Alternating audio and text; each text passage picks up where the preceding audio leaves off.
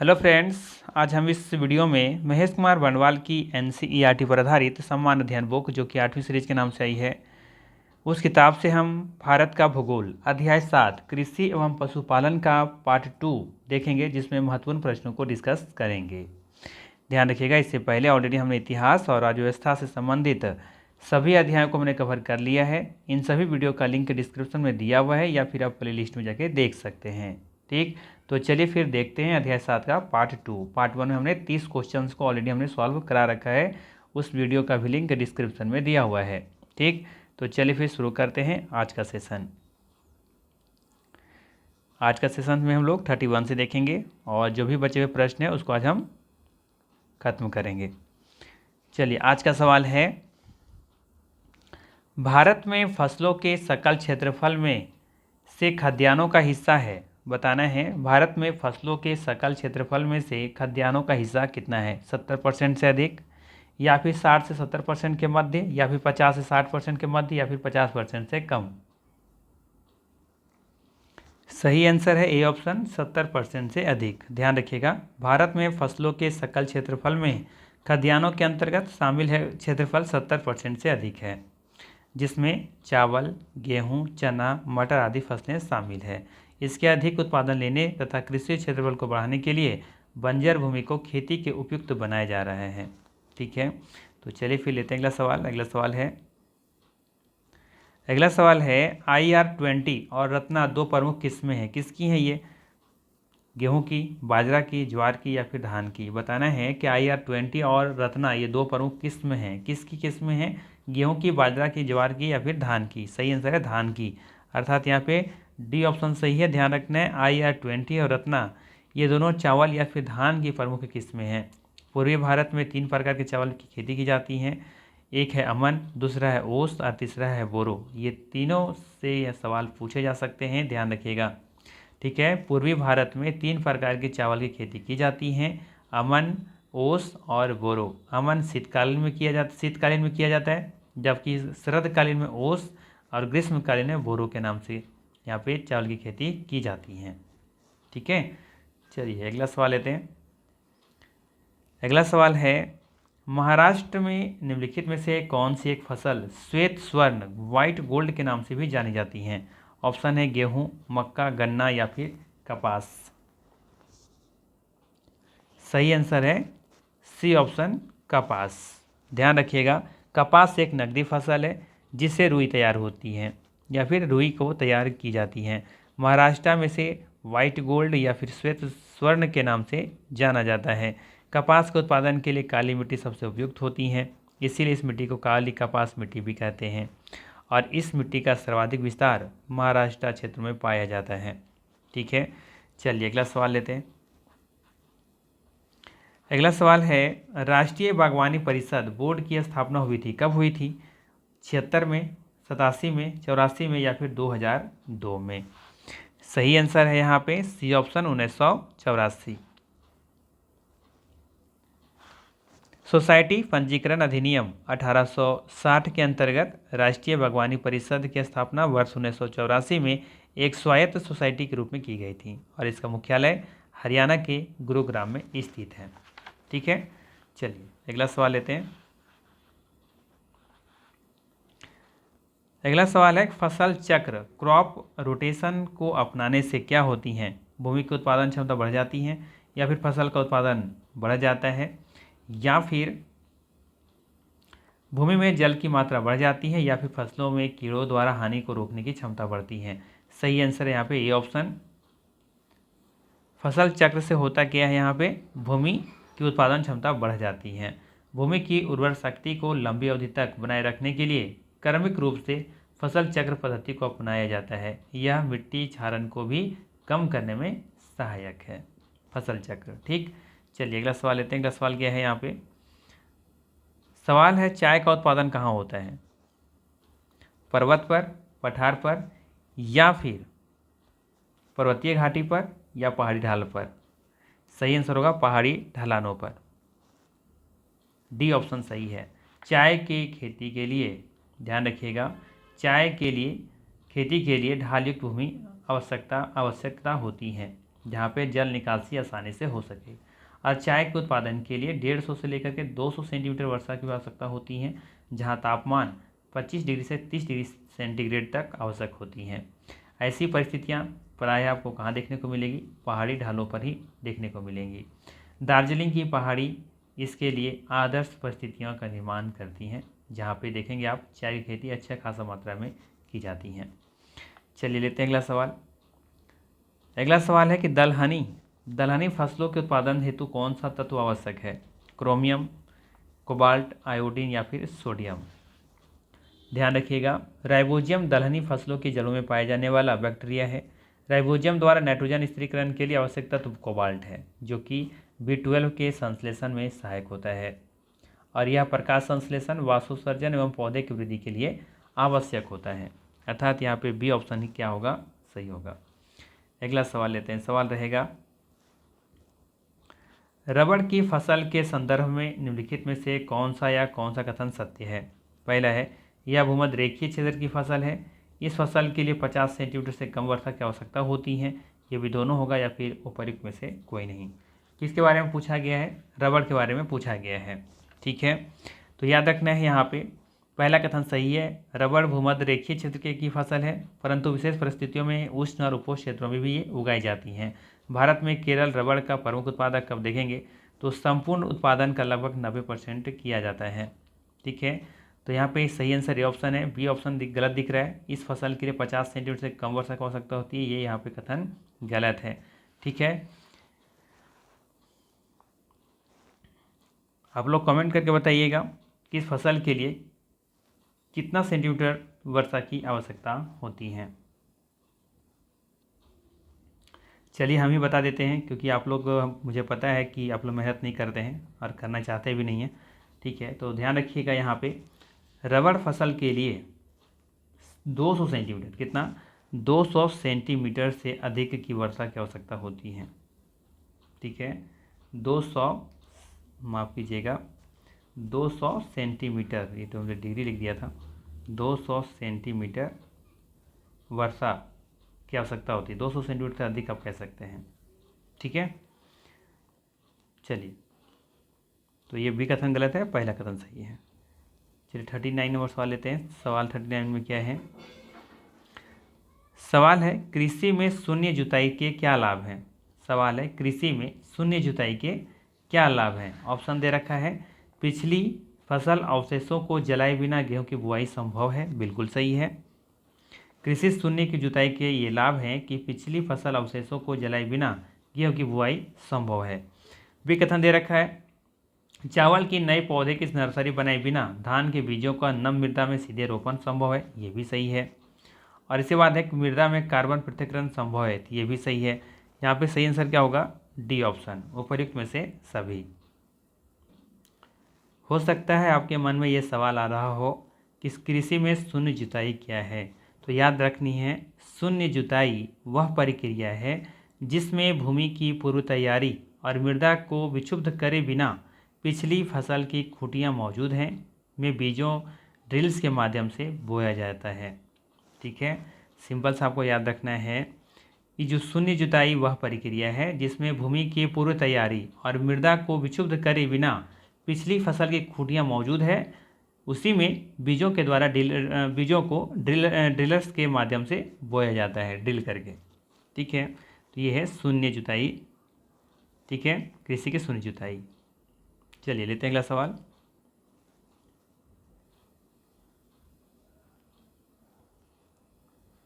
बाकी आप चाहे तो इसे स्क्रीनशॉट लेकर के पढ़ सकते हैं कि क्या है, यहाँ पे डिटेल से दी गई हैं। इसे हम लोग अगर ज़्यादा डिस्कस करेंगे तो वीडियो लंबा हो जाएगा, इसलिए हम ज़्यादा यहाँ पे डिस्कस नहीं करेंगे। बेसिक आपको बता दिए हैं कि कृषि में शून्य जुताई क्या है। अब अगला सवाल है, कृषि में फर्टिगेशन के क्या लाभ हैं? कृषि में फर्टिगेशन के क्या लाभ हैं? ऑप्शन दे रखा है यहाँ पे, सिंचाई जल की क्षारीयता का नियंत्रित करता है, रॉक फॉस्फेट और सभी अन्य फॉस्फेटिक उर्वरकों का सफलता के साथ अनुप्रयोग संभव है, रासायनिक पोषकों के निक्षालन में कमी संभव है। ए और सी सत्य है।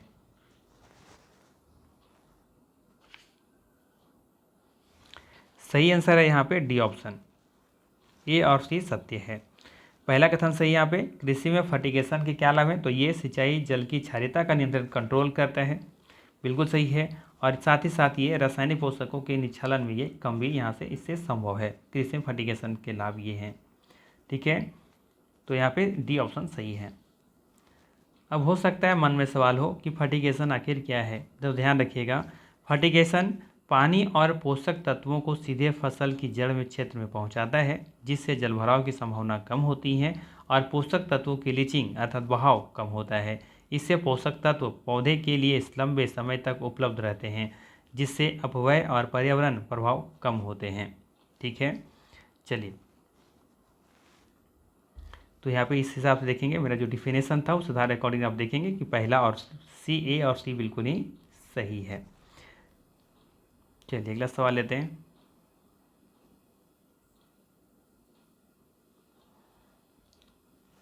अगला सवाल है, भारत के संदर्भ में निम्नलिखित में से किस या किन पद्धतियों को पारितंत्र अनुकूली कृषि माना जाता है। फसल विविधरूपण, फलीदार फसलें, ऊर्ध्वाधर कृषि, उपर्युक्त में से सभी। तो यहाँ पे सही आंसर है डी ऑप्शन। भारत के संदर्भ में ये सभी पद्धतियाँ पारितंत्र अनुकूली कृषि माना जाता है, चाहे फसल विविधरूपण हो, चाहे फलीदार फसलें लगानी हो, क्योंकि फलीदार फसलें लगाने से क्या होता है, राइबोजियम में जो स्थिरीकरण के माध्यम से नाइट्रोजन की मात्रा बढ़ जाती है। ऊर्ध्वाधर कृषि जो वर्टिकल फार्मिंग होती हैं, उससे भी हमें पारितंत्र बना हुआ रहता है, ठीक है। तो यहाँ पे तीनों कथन बिल्कुल ही सही है। फसल विविधरूपण, अलग अलग फसल लगाना, है ना। फसल विविधरूपण का क्या तात्पर्य है, किसी विशिष्ट फार्म खेत में कृषि उत्पादन में नई फसल या फसल प्रणालियों को जोड़ने से है, ताकि किसानों की आय में वृद्धि हो और एकल कृषि पद्धति से होने वाले संभावित जोखिमों को कम किया जा सके, ठीक है। तो यहाँ पे ये फायदे हैं। अब ये बात करें यहाँ पे वर्टिकल या फिर ऊर्ध्वाधर कृषि क्या है, तो आप देखेंगे कि घरों में ज़्यादातर क्या होता है कि कुछ इस तरीके से, यहाँ पे थोड़ा सा टाइम दीजिएगा, जैसे ये है, ठीक है। तो यहाँ पे क्या हुआ, फसल लगा रहे हैं हम लोग इस तरीके से, तो यहाँ पे फसल लगाया गया, यहाँ भी फसल लगाया गया और यहाँ भी फसल लगाया गया है। तो इस तरीके से फसल लगाने को प्रक्रिया को हम लोग क्या बोलते हैं, वर्टिकल कृषि, ऊर्ध्वाधर कृषि। एक होता है ना हॉरिजॉन्टल, सीधा आप यहाँ पर खेत पर ये आप खेती कर रहे हैं, लेकिन आप देखेंगे कि ज़्यादातर घरों में ऐसा संभव हो पाता है, ठीक है। इसे काउंटर रेक की तरह बनाया हुआ रहता है, इस तरीके से भी आप चाहें तो खेती कर सकते हैं। यहाँ पे भी खेती किया जा रहा है, यहाँ पे फसल लगाया गया इस तरीके से, इसे बोलते हैं वर्टिकल कृषि। तो यह पारितंत्र अनुकूली कृषि माना जाता है। ऊर्ध्वाधर जो वर्टिकल फार्मिंग होती है, फलीदार फसलें तो हमने बता ही दिया, वहाँ पे नाइट्रोजन जो बनता है फलीदार फसलें से, नाइट्रोजन मतलब कि उस खेतों में पूर्ति हो जाती हैं। और फसल का विविधरूपण हमने तो बता ही दिया है, ठीक है। तो अर्थात यहाँ पे डी ऑप्शन बिल्कुल ही सही है, ठीक है। चलिए अगला सवाल लेते हैं। अगला सवाल है, भारत में सीमांत कृषि भूमि जोत का आकार है कितना है। भारत में सीमांत कृषि भूमि जोत का आकार कितना है। पहला ऑप्शन है 5 हेक्टेयर से ज़्यादा, 2 हेक्टेयर से 4 हेक्टेयर, 1 हेक्टेयर से 2 हेक्टेयर और 1 हेक्टेयर से कम। तो याद रखिएगा, 10वीं कृषि गणना 2015-16 के अनुसार कार्यशील जोतों को 5 आकार समूह में विभाजित किया गया है। कौन कौन, पहला है सीमांत जोत, दूसरा है लघु जोत, तीसरा है लघु मध्यम जोत, चौथा है मध्यम जोत और पांचवा है बड़ी जोत, ठीक है। तो जो सीमांत जोत होता है, यही सवाल ज़्यादा पूछा जाता है। बड़ी जोत ज़्यादातर, वैसे एग्जाम में ज़्यादातर हमने देखा है जहाँ तक भी, सीमांत जोत से ही क्वेश्चन पूछे जाते हैं, जो कि 1 हेक्टेयर से कम होता है। सीमांत कृषि जोत के अंतर्गत इसकी जो आकार होता है वो 1 हेक्टेयर से कम होता है, और सवाल यहीं से पूछा जाता है। तो इसका सही आंसर है यहाँ फिलहाल 1 हेक्टेयर से कम। बड़ी जोत 10 हेक्टेयर से अधिक होता है। सीमांत जोत के बाद आता है लघु जोत, जो कि 1 से 2 हेक्टेयर के बीच में होता है। लघु मध्यम जोत ये 2 से 4 हेक्टेयर तक होता है। मध्यम जोत 4 से 10 हेक्टेयर तक, और बड़ी जोत जो होता है वो 10 हेक्टेयर से अधिक होता है। तो मोटा मोटी आप याद रख सकते हैं, सबसे पहला सीमांत जोत 1 हेक्टेयर से कम, लघु जोत जो होता है 1 से 2 हेक्टेयर, लघु मध्यम जोत जो होता है 2 से 4, और मध्यम जोत 4 से लेकर के 10, और बड़ी जोत जो होता है वो 10 हेक्टेयर से अधिक होता है। ये 5 भागों में बांटी गई हैं, ठीक है। सीमांत, लघु, लघु मध्यम, मध्यम और बड़ी, ठीक है। चलिए, यहाँ तो दिया हुआ है लिस्ट में, शायद इसे आप लोग स्क्रीनशॉट ले सकते हैं। ठीक है, अच्छा चीज़ दिया हुआ है। वैसे ज़्यादातर क्वेश्चन सही से पूछे जाते हैं सीमांत जोत से ही, तो इसको याद रखिएगा कि 1 हेक्टेयर से कम वाले क्षेत्र को क्या कहा जाता है, सीमांत जोत कहा जाता है। चलिए अगला सवाल लेते हैं।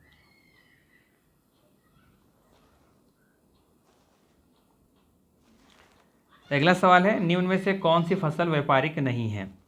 गन्ना, कपास, केला, बाजरा। सही आंसर क्या होगा? बाजरा। ठीक है, व्यापारिक फसल जिसे कैश क्रॉप भी कहते हैं वे हैं जिन्हें बाजार में बेचने या निर्यात के उद्देश्य से उगाया जाता है। व्यापारिक फसल या कैश क्रॉप या नकदी फसल उन्हें कहा जाता है जिन्हें बाजार में बेचने या तो निर्यात के उद्देश्य से उगाया जाता है, जैसे गन्ना, कपास, केला, कॉफ़ी, है ना। लेकिन बाजरा व्यापारिक फसल नहीं है। ध्यान होना चाहिए कि कृषि के वाणिज्यिक का स्तर विभिन्न प्रदेशों में अलग अलग है। उदाहरण के लिए हरियाणा और पंजाब में चावल एक वाणिज्यिक फसल है, जबकि उड़ीसा में जीवन निर्वाह फसल है ना। तो ये याद रखनी है कि वाणिज्यिक का स्तर आप देखेंगे तो विभिन्न प्रदेशों में अलग अलग हो सकता है। जैसे कि उदाहरण के बारे में बात कर रहे हैं हम लोग कि हरियाणा और पंजाब में चावल क्या है, वहाँ पे कॉमर्शियल फसल है, क्रॉप है ना, कैश क्रॉप है वहाँ पे, क्योंकि बहुत ज़्यादा वहाँ तो उत्पादन किया जाता है, तो बेचने के ख्याल से ही, निर्यात के ख्याल से ही वहाँ पर उगाया जाता है। लेकिन उड़ीसा, झारखंड जैसे राज्यों में आप देखेंगे तो यहाँ पे जीवन निर्वाह फसल कहा जा सकता है, क्योंकि सिर्फ इन लोग जीवन यापन के लिए इन लोग इसका यहाँ पे खेती किया जाता है। ठीक है, तो यहाँ पे फिलहाल यहाँ पे सही आंसर क्या है? डी ऑप्शन होगा, बाजरा। चलिए अगला सवाल लेते हैं। सवाल रहेगा, निम्नलिखित कथनों पर विचार करें। ठीक है, यहाँ पे दे रखा है पहला, पंजाब, हरियाणा, उत्तर प्रदेश भारत के प्रमुख गेहूं उत्पादक राज्य हैं। बिल्कुल सही दिख रहा है ना। और सी में दे रखा है कि सुअपवाहित उर्वर भूमि शीतकाल में 10 डिग्री से 15 डिग्री सेल्सियस तापमान एवं लगभग 75 सेंटीमीटर औसत वार्षिक वर्षा गेहूं के उत्पादन के लिए आवश्यक है। बिल्कुल ही सही है। गेहूं के उत्पादन के लिए 75 सेंटीमीटर औसत वार्षिक वर्षा जरूरत होती है और 10 से 15 डिग्री सेल्सियस तापमान की आवश्यकता होती है, क्योंकि उसमें देखेंगे आप लोग ठंडा का मौसम होता है। ये भी सही है, अर्थात इसका सही आंसर क्या है यहाँ पे? सी ऑप्शन, ए और बी दोनों यहाँ पे सही है।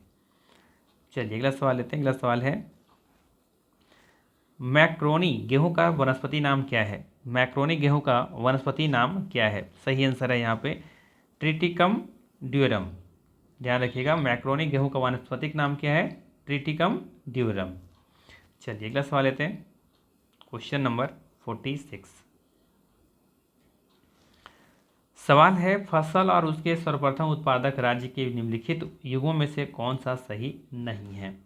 सवाल है, फसल और उसके सर्व प्रमुख उत्पादक राज्य के निम्नलिखित युगों में से कौन सा सही नहीं है? पहला दे रखा है चावल महाराष्ट्र। ठीक है,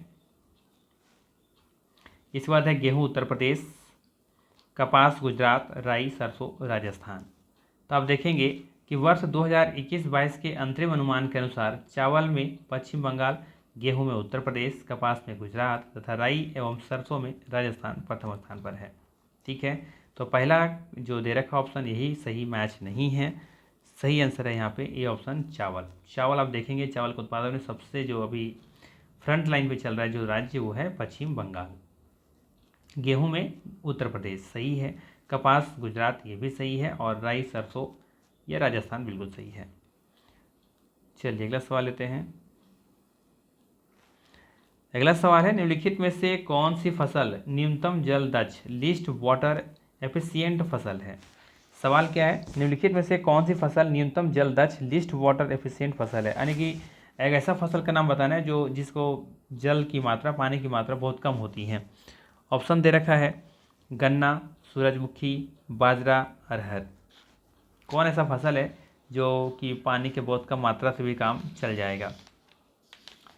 तो यहाँ पे देखेंगे सही आंसर क्या है? गन्ना। ठीक है, जल उपयोग दक्षता पौधे की उत्पादकता एवं जल के उपयोग के मध्य संबंध को दर्शाता है। यह जल की प्रति यूनिट पर उत्पादित बायोम की मात्रा की माप है। दिए गए विकल्पों में देखेंगे तो गन्ना लिस्ट वाटर एफिशिएंट है, क्योंकि जल की प्रति यूनिट पर उत्पादित बायोमास की मात्रा अपेक्षाकृत यहाँ पे बहुत ही कम है। सही आंसर है ए ऑप्शन। अगला सवाल है, भारत के निम्न राज्यों में से किससे चीनी का कटोरा भी कहा जाता है? सही आंसर है यहाँ पे उत्तर प्रदेश। उत्तर प्रदेश राज्य को चीनी का कटोरा भी कहा जाता है? ज़्यादा डिस्कस करने की जरूरत नहीं है, आप लोगों को पहले से ही पता होगा। और ये गन्ना से बनता है और गन्ना एक उष्णकटिबंधीय फसल है। इसके लिए 110 से लेकर के 150 सेंटीमीटर वर्षा की आवश्यकता होती है और तापमान 27 डिग्री से लेकर के 33 डिग्री सी तापमान की आवश्यकता होती है। और ये गन्ना पूरे वर्ष, एक वर्ष, पूरा वर्ष कह सकते हैं, 365 दिन लग जाते हैं इसे उगाने में। चलिए अगला सवाल है, निम्नलिखित कथनों पर विचार कीजिए। ठीक है ना। पहला दे रखा है, उत्तर प्रदेश में गन्ना चीनी का उत्पादन महाराष्ट्र से अधिक है परंतु उत्पादकता कम है। क्या लिखा है? उत्तर प्रदेश में गन्ना तथा चीनी का उत्पादन महाराष्ट्र से अधिक है परंतु उत्पादकता कम है। कथन क्या है? बिल्कुल यहाँ पे सही है। ठीक है। महाराष्ट्र में अधिकांश चीनी मिलें सहकारी क्षेत्र में स्थित है, तो ये भी कथन सही है। याद रखना है, इंडियन शुगर मिल्स एसोसिएशन के अनुसार उत्तर प्रदेश में चीनी तथा गन्ने के उत्पादन महाराष्ट्र से अधिक है लेकिन उत्पादकता कम है क्योंकि महाराष्ट्र उष्णकटिबंधीय क्षेत्र में अवस्थित है जहां लंबी धूप, साफ मौसम तथा ठंडी रातों के कारण गन्ने की उत्पादकता अधिक है। महाराष्ट्र में चीनी उत्पादन का अधिकांश हिस्सा लगभग 99% सहकारी क्षेत्रों की चीनी मिलों द्वारा उत्पादित किया जाता है। सही आंसर है यहाँ पे, ये भी दोनों सत्य है। यहाँ पे अक्सर लोग क्या करते हैं ना, उत्पादन, ठीक है, उत्पादन और उत्पादकता में कंफ्यूज करते हैं। ध्यान रखिएगा, अक्सर लोग उत्पादन और उत्पादकता को सही से एक समझ लेते हैं, गलत समझने में कन्फ्यूजन करते हैं। लोग हमेशा उत्पादन और उत्पादकता को गलत समझते हैं, इनमें अंतर समझ नहीं पाते हैं। यह लगता है दोनों को एक ही चीज़ है, लेकिन इसमें अंतर है। ध्यान रखना है, उत्पादन कच्चे माल को तैयार उत्पाद में बदलने की प्रक्रिया है। ध्यान समझिएगा, उत्पादन के बारे में हमने कहा कि उत्पादन कच्चे माल को तैयार उत्पाद में बदलने की प्रक्रिया है, जबकि उत्पादकता वास्तव में किसी भी उत्पादित उत्पादन इकाई का आउटपुट है। जबकि उत्पादकता वास्तव में किसी भी उत्पादित उत्पादन इकाई का आउटपुट है। ठीक है, तो ये दोनों बेसिक अंतर है, आपको याद रखनी है। ठीक है, चलिए लेते हैं अगला सवाल। सवाल नंबर है 50 नंबर, निम्न कॉफी उत्पादन, ध्यान दीजिएगा, निम्न कॉफी उत्पादक क्षेत्रों में से कौन सा क्षेत्र कर्नाटक में नहीं है? चिकमंगलूर, दुर्ग, बाबा बुदानगिरी, पुलनेज। अब देखेंगे पुलनेज, ये कॉफ़ी उत्पादन क्षेत्र जो है ये कर्नाटक में स्थित नहीं है। ठीक है, भारत में कॉफ़ी उत्पादन परंपरागत रूप से कर्नाटक, केरल और तमिलनाडु में फैले पश्चिमी घाट क्षेत्र में उगाई जाती हैं, जिसके अंतर्गत केरल में वायनाड, कोझीझाड़, पलक्कड़ क्षेत्र, कर्नाटक में चिकमंगलूर, कोडागू जिसे कुर्ग कहते हैं, और शिमोगा क्षेत्र में उत्पादन किया जाता है, जबकि तमिलनाडु के पुलवेज, नीलगिरी, शिवराय, अन्नामलाई इस सब में शामिल है ना। तो यहाँ पे देखेंगे पुलनेज कहाँ पे है, आपका तमिलनाडु में है। तो इसका सही आंसर होगा यहाँ पे डी ऑप्शन। ठीक है, भारत में सर्वप्रथम कॉफ़ी के पौधा 1600 ईस्वी में बाबा बुदान की पहाड़ी में बोए गए थे। भारत में कॉफ़ी की 2 प्रमुख किस्में हैं, अरेबिका और रोबस्टा। ये भी सवाल पूछा जाता है, ध्यान रखिएगा। अगला सवाल है, निम्नलिखित राज्यों में से कौन इलायची एवं काली मिर्च का सबसे बड़ा उत्पादक है? ऑप्शन दे रखा है यहाँ पे तमिलनाडु, गोवा, महाराष्ट्र या फिर केरल। सही आंसर है केरल, सी ऑप्शन सही होगा। ध्यान रखिएगा, 2020-21 के अग्रिम अनुमान के अनुसार इलायची उत्पादन में केरल का प्रथम स्थान है, वहीं काली मिर्च के उत्पादन में कर्नाटक प्रथम स्थान पर है, जबकि केरल का स्थान द्वितीय है, परंतु विकल्प में कर्नाटक नहीं है, इसीलिए दिए गए विकल्पों में काली मिर्च का सबसे बड़ा उत्पादक केरल होगा। ठीक है, सी ऑप्शन यहाँ पे क्या है, बिल्कुल ही सही है।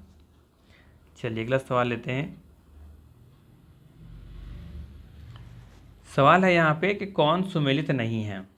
ठीक है, पहला दे रखा है पोडू। ठीक है, तो ये पोडू कहाँ पे कहा जाता है? देखिए, ये सभी स्थानांतरित कृषि का नाम है और अलग अलग राज्यों में स्थानांतरित कृषि को अलग अलग नाम से जानते हैं। तो पोडू अब देखेंगे आंध्र प्रदेश और उड़ीसा में कहा जाता है, तो बिल्कुल ये सही मैच दिख रहा है ना। फिर मासा, ठीक है, मासा के बारे में आप देखेंगे यहाँ पे, तो ये आई थिंक मुझे लग रहा है गलत है, ये सही सुमेलित नहीं है। ठीक है, मासा जो है ये मध्य प्रदेश की स्थानांतरित कृषि का नाम है, ना कि हिमाचल प्रदेश की। ठीक है, तो ये कथन यहाँ पे गलत हो गया। ये मासा कहाँ का है? ये है मध्य प्रदेश का। पूनम के बारे में बात करें तो पूनम बिल्कुल सही है। ठीक है, ये केरल में से कहा जाता है, केरल में से कुमारी के नाम से भी जानते हैं। स्थानांतरित कृषि कुमारी जो है ना, ये केरल के क्षेत्रों में कहा जाता है, ये भी याद रख सकते हैं। और झूम असम तो हम लोग जानते हैं कि उत्तर पूर्व जो है ना, नॉर्थ ईस्ट जो है पूरा 7 सिस्टर, तो उधर पूरा एरिया में देखेंगे कि स्थानांतरित कृषि को झूम के नाम से जानते हैं। तो ये भी सही है। तो सही मैच यहाँ पे कौन सा नहीं है? B option. ठीक है, चलिए देख लेते हैं आगे क्या है। यहाँ पे एक लिस्ट दिया हुआ है, जिसे चाहे तो आप लोग स्क्रीनशॉट ले सकते हैं। ठीक है, इधर स्थानांतरित कृषि का नाम दे रखा है और इधर कौन से क्षेत्र में कहे जाते हैं उसका यहाँ पे नाम दे रखा है। चलिए अगला सवाल लेते हैं। अगला सवाल है, निम्नलिखित में से कौन सी जोड़ी सुमेलित है? कौन सा बताना है जोड़ी यहाँ पे सुमेलित है? तो पहला देखा है मक्का उत्तर प्रदेश, ठीक है, जूट पश्चिम बंगाल, कपास महाराष्ट्र, सोयाबीन आंध्र प्रदेश। बताना है कौन सा जोड़ी सुमेलित है। तो अब देखेंगे पश्चिम बंगाल राज्यों में संपूर्ण देश से कुल जूट का 81% यहाँ पे होता है ना, तो ये बिल्कुल यहाँ पे सही है। बी ऑप्शन यहाँ पे बिल्कुल ही क्या है, सही है। ठीक है, बाकी यहाँ पे गलत है। और बाकी आपके लिए लिस्ट यहाँ पे दे रखा है। ठीक है, ये लिस्ट आप चाहे तो इसे स्क्रीनशॉट ले सकते हैं। चावल में प्रमुख उत्पादक राज्य कौन कौन से हैं? पश्चिम बंगाल, उत्तर प्रदेश, पंजाब। गेहूं के लिए उत्तर प्रदेश, मध्य प्रदेश, पंजाब। कपास के लिए गुजरात, महाराष्ट्र, तेलंगाना, पश्चिम बंगाल, बिहार, असम है। जूट के लिए पश्चिम बंगाल, बिहार, असम है। सोयाबीन दाल के लिए मध्य प्रदेश, राजस्थान, महाराष्ट्र आगे है। तिलहन में देखेंगे तो पश्चिम बंगाल, मध्य प्रदेश, उत्तर प्रदेश है। गन्ना में उत्तर प्रदेश, महाराष्ट्र और कर्नाटक है। ठीक है, तो ये यहाँ से चाहे तो इसे स्क्रीनशॉट ले सकते हैं आप। तो ये था महत्वपूर्ण इस अध्याय से 53 प्रश्न। अगर वीडियो अच्छा लगा हो तो लाइक ज़रूर कीजिएगा, चैनल पर नए हैं तो सब्सक्राइब कीजिएगा। बाकी फिर मिलते हैं हम लोग इसी तरह के नेक्स्ट वीडियो में। Thanks for watching.